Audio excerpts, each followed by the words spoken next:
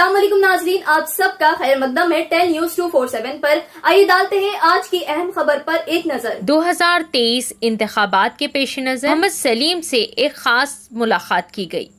आइए नाजरीन जानते हैं इस खुसूस में मजीद तफसीलात। 10 न्यूज 247 को लाइक करें, शेयर करें और सब्सक्राइब करना ना भूलें।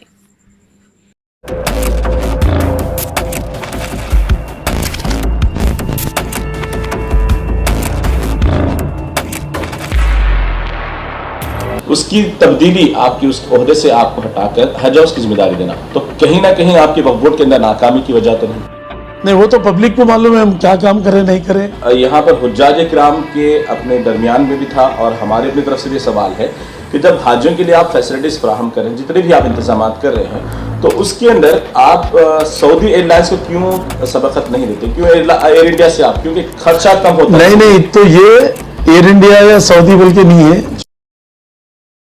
रहमतुल्लाहि व बरकातहू। तमाम नाज़रीन को उर्दू मीडिया की जानिब से प्यार भरा सलाम। उम्मीद है कि आप सभी खैर आफियत से होंगे। नाज़रीन, आप सभी जानते हैं 2023 के आम इंतखाबात का आगाज हो चुका है और आम इंतखाबात के चलते अब इस बार भी हर कोई पार्टी एड़ी चोटी का जोर लगा रही है ताकि वो इस बार तेलंगाना के अंदर सबकत हासिल कर सके। लेकिन आप गुज़िश्ता 60 साल और 50 साल के दरमियान से देखते आ रहे हैं कि काफी लंबा अरसा कांग्रेस यहाँ पर इख्तिदार में थी, लेकिन उनके माइनॉरिटी यानी मुसलमानों के ताल्लुक से उनके क्या अपने इक़दाम थे, क्या उनकी अपनी तरफ से रद्द-ए-अमल था और क्या मुसलमानों को फ़ायदा हासिल हुआ। अब उसके बाद जो गुज़िश्ता 9 और 9.5 साल का जो अरसा गुजारी BRS हुकूमत है, अब इनके दरमियान से जब से इख्तिदार में आई है, इनकी जानिब से कितने इक़दाम मुसलमानों को लेकर किए गए हैं, क्या क्या फैसिलिटीज़ और क्या क्या स्कीमात मुसलमानों पर फराहम किए गए हैं।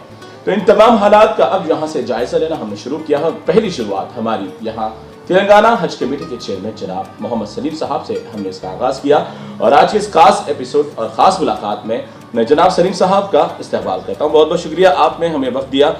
सलीम साहब, सबसे पहला सवाल आपसे ये है कि आप इससे कबल इक़्तिदार में थे MLC के ओहदे पर, तो आपको उससे यानी सबकदोश करके आपकी मियाद ख़त्म होने के बाद आपको हज कमेटी का चेयरमैन बनाया गया, तो इसकी सबसे पहली वजूहात क्या है कि आपको इतनी बड़ी जिम्मेदारी दी गई? मैं 2001 से जो है दोनों स्टेट का वक्फ बोर्ड चेयरमैन था। मैं जब आंध्र प्रदेश था, जब भी बेलोस खिदमत करें हम वक्फ बोर्ड में, कौम की खिदमत करें, और उसके बाद में जो है हज कमेटी का भी वाइस चेयरमैन था, मगर चेयरमैन के हिसाब में हम काम करें जब चंद्रबाबू नायडू की गवर्नमेंट थी और हज की फ्लाइट चालू करने वाले हम, और अल्लाह के करम से यहाँ से तो लोग बेंगलुरु जाके बम्बई जाके जाते थे लोग, तो हम जो है यहाँ से शुरू करें। पहली फ्लाइट बेगमपेट एयरपोर्ट से गई 2001 में, और अल्लाह का शुक्र है जिद्दा की डायरेक्ट सऊदी की फ्लाइट चालू हुई यहाँ से, तो बेंगलुरु जाके बम्बई जाके जाना पड़ता था। तो अल्लाह मियाँ हमसे खिदमत का एक मौका दिया, तो हम खिदमत कर रहे हैं और करते रहेंगे। बेलोस खिदमत थी हमारी जभी भी, कोई सैलरी नहीं, कोई TA नहीं, DA नहीं, कोई चीज़ नहीं। गवर्नमेंट हर तरीके से हमको सपोर्ट करी है, ऐसा नहीं कि हम गवर्नमेंट, अल्लाह का भी शुक्र गुजार हूँ मैं, अल्लाह का करम है कि मैं कंटिन्यू 20-21 साल से पोस्टों पे हूँ मैं, और अल्लाह का करम ये है कि हम कौम के लिए जो जो स्कीमें गवर्नमेंट के जो है इम्प्लीमेंट करने लगाए, और KCR साहब भी जो है सेक्युलर CM जैसा बोलते हैं, सेक्युलर CM है इंडिया में, नंबर 1 CM KCR साहब ही है। और अल्लाह का एहसान है कि आज कहीं भी इंडिया में जाओ KCR साहब के साथ CM नहीं मिलेगा। आज हज कमेटी में भी जो है हम लोग जो खिदमत करें हैं, खैर अल्लाह उसको कबूल करे। हम और हमारी गवर्नमेंट भी जो है यहाँ पर जो अंजाम दिए, पूरी गवर्नमेंट की मिशनरी हाजियों के लिए जो है यहाँ से एयरपोर्ट भी जाने तक, सऊदी जाने तक, और पूरा खाने का इंतज़ाम भी गवर्नमेंट की तरफ से, और रहने का, और बसेस भी पूरे AC लगाए हम लोग, पूरी गवर्नमेंट की मिशनरी, पुलिस डिपार्टमेंट, कस्टम, पूरे GHMC, पूरे ऑल डिपार्टमेंट काम करें। आपके इंतजाम पे तो बात करेंगे, लेकिन यहाँ पर आपने इसके दरमियान सवाल के अंदर जवाब ये दिया कि आप इससे पहले कबल भी सब जानते हैं कि वक्फ बोर्ड के आप चेयरमैन थे। वक्फ बोर्ड को भी अगर आप छोटा सा एक सवाल मैं ज़रूर पेश कर लूँ ताकि हमारे अपने जो भी नाज़रीन हैं उन तक ये बात सही तरीके से साफ हो जाए कि आपके वक्फ बोर्ड की मियाद में भी कई सवालात आप पर वक्फ प्रॉपर्टी को लेकर उठे हैं, उसकी तब्दीली आपकी उस ओहदे से आपको हटाकर हज हाउस की जिम्मेदारी देना, तो कहीं ना कहीं आपके वक्फ बोर्ड के अंदर नाकामी की वजह तो नहीं, वो तो पब्लिक को मालूम है हम क्या काम करें नहीं करें, बहुत कुछ काम करें। और अल्लाह का करम ये था कि सैलरी देने पैसे नहीं थे हम जाने के, मैं जब चार्ज लिए खुद, जी मैं हटने के टाइम 68 करोड़ रुपीस डिपॉजिट थे वहाँ पर। और दूसरी चीज़ हम मैयत फंड 5,000 दे रहे थे, शादी के लिए भी दे रहे थे, कोई किडनी हार्ट लीवर ऐसे लोगों को भी 50,000 भी दिए, 25,000 भी दिए, 10,000 भी दिए, ये फंडिंग भी कर रहे थे हम। बेवाओं को भी कुछ खिदमत कर रहे थे, मतलब दे रहे थे। जी। ऐसे कई लोगों को हम लोग जो है ना, वक्फ में क्या है, वक्फई रूल्स जो है ना, वक्फ रूल्स जो है, हम जो है ना, अल्लाह का करम है, इंडिया में रिकॉर्ड है हमारा भी। मैं कहीं ना कहीं आप तमाम अपने खिदमात में आप जो 5 साल किए वो आप बता रहे हैं कि शफाफ और शफाफ तरीके से आपने किया है। अल्लाह का बात हम अब हाजियों के ऊपर लेकर करते हैं। तेलंगाना जब से यहाँ पर हुकूमत कायम हुई है, तो तेलंगाना हुकूमत में कितने हाजियों को क्या क्या सहूलियात फराहम की गई और कितना इनके लिए बजट मुख्तस किया गया था? हाजियों के लिए जो है करोड़ों रुपए गवर्नमेंट देती है, मगर जो हाजी से जो पैसे लेते हैं, जी। जो पैकेज रहता है हाजी का, वहाँ पर भी हम 1 लाख रुपए बोल के कम कराए। पूरे दूसरे स्टेटों के हाजियों को जो है 4 लाख के ऊपर थे, पर हम 3 लाख में कराए हम। अच्छा। और अल्लाह का एहसान रहा, 4 लाख में था। हाँ 4 लाख से ऊपर था, जी। मगर हम 3 लाख तक कराए। जी।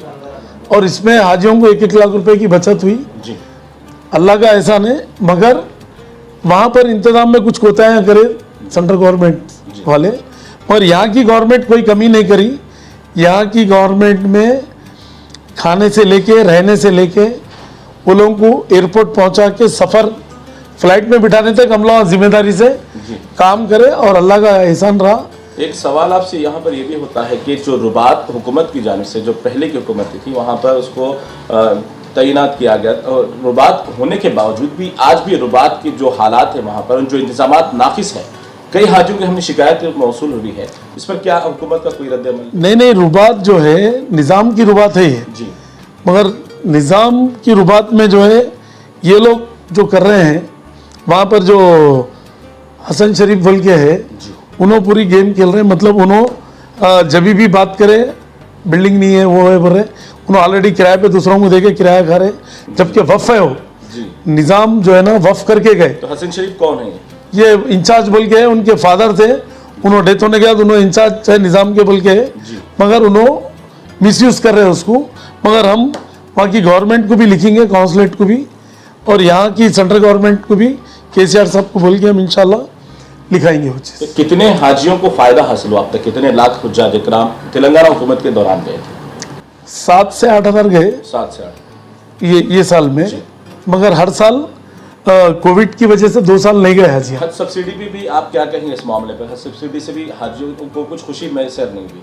हज सब्सिडी जो है सेंट्रल गवर्नमेंट का काम है, स्टेट गवर्नमेंट का नहीं है। पहले सब्सिडी सेंट्रल गवर्नमेंट देती थी, बीजेपी गवर्नमेंट आने के बाद में उड़ा दी हो, मगर हम फिर भी लड़के 1 लाख रुपए तक कम कराए वहाँ पर। यहाँ पर हुज्जाज इकराम के अपने दरमियान में भी था, और हमारे अपनी तरफ से भी सवाल है कि जब हाजियों के लिए आप फैसिलिटीज़ फराहम करें, जितने भी आप इंतजाम कर रहे हैं, तो उसके अंदर आप सऊदी एयरलाइंस को क्यों सबकत नहीं देते? क्यों एयर इंडिया से आप, क्योंकि खर्चा कम होता है? नहीं, तो ये एयर इंडिया या सऊदी बोल के नहीं है जी। वहाँ पर टेंडर करते हैं लोग, सेंट्रल गवर्नमेंट वाले जी। सेंट्रल मिनिस्ट्री में होता है, यहाँ नहीं होता कुछ भी। पूरा ये पैसा भी 1 रुपया हम लोग नहीं लेते हाजी का, ये पूरा डायरेक्ट ऑनलाइन में सेंट्रल गवर्नमेंट को जाते हैं। जी। हाजी साहबान की गलतफहमी है कि स्टेट गवर्नमेंट एक 1 NP भी नहीं लेती, जो भी पैसा है ऑनलाइन में वहाँ जाता है, हम लोग को नहीं आता है। यहाँ पर उल्टा गवर्नमेंट पैसे लगा के हाजियों की सहूलत के लिए रहने का, खाने का इंतज़ाम, पासपोर्ट का, वीज़ा, कस्टम वगैरह सब यहाँ करा के हम लोग इनको सहूलत होना बोल के हम लोग पूरा अरेंजमेंट करते हैं। यहाँ की स्टेट गवर्नमेंट, KCR साहब की गवर्नमेंट में यहाँ पर कोई चीज़ की कमी नहीं हुई, अल्लाह का करम है। आप जो यहाँ पर हज हाउस के अंदर इंतजाम करते हैं, उसके लिए क्या फ़ंड आपके यानी खर्च में आता है, और कितना आप उसके लिए मुकम्मल तौर पर इत्मीनान का इजहार करेंगे कि क्या वाकई आप वहाँ पर कामयाब हुए इंतजाम में?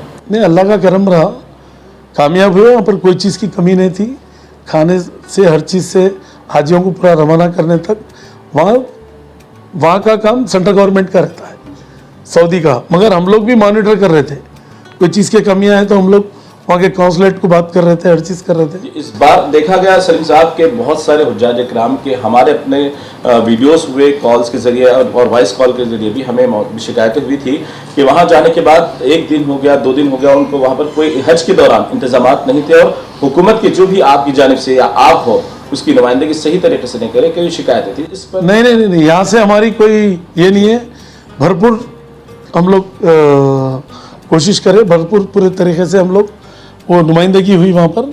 मगर हज के टाइम पे थोड़े दुश्वारियाँ होते, ये नहीं कि यहाँ के वैसा इजी गोइंग नहीं रहता, लाखों में लोग आते, थोड़ी तकलीफ उठानी पड़ता।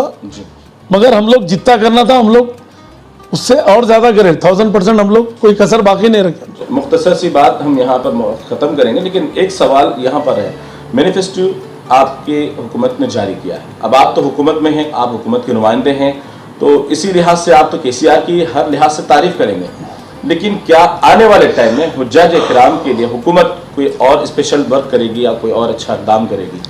देखिए आप, अब जो हुकूमत काम करी है जी, क्या पहले मैनिफेस्टो में था उससे ज़्यादा काम करी जी, मैनिफेस्टो से ज़्यादा करी, रोक नहीं सकते। 1000% BRS गवर्नमेंट आ रही, लोगों की खुशफहमी है कि कांग्रेस आ रही, बीजेपी कोई कुछ नहीं होने का है, बम्पर मेजॉरिटी से हम लोग ही जीतेंगे, गवर्नमेंट हमारी बनेगी, BRS की गवर्नमेंट बनेगी, केसीआर साहब ही CM रहेंगे इंशाल्लाह। आने वाले टाइम में कोई कसर बाकी नहीं रहेगा और पब्लिक खुद, यहाँ पर लाइट का कोई प्रॉब्लम नहीं है, पानी का प्रॉब्लम नहीं है, पीसफुल है, कोई दंगा फिसाद नहीं है। आज हाँ, फिर आज कंफर्टेबल है पब्लिक। दूसरे स्टेटों में देखो आज कंफर्टेबल नहीं है, कब क्या होता नहीं मालूम। यहाँ पर पीसफुल सो रहे, पीसफुल बिजनेस कर रहे, कई लोग डेली 5000 लोग हमारे स्टेट को ट्रांसफ़र हो रहे, दूसरे स्टेटों से आके यहाँ रह रहे। देखो अब ट्रैफिक भी कितनी है, फिर यहाँ भी ब्रिजेस बने, कितना डेवलपमेंट हुआ।